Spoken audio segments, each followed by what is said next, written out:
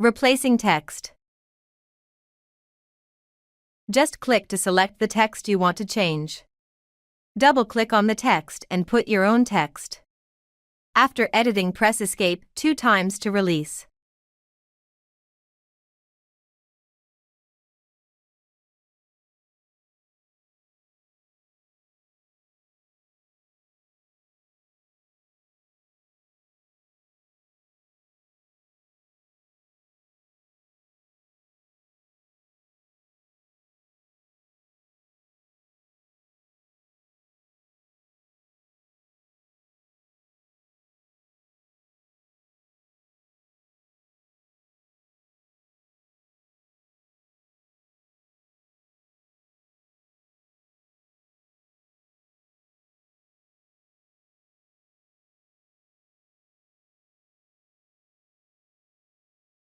Thanks for watching.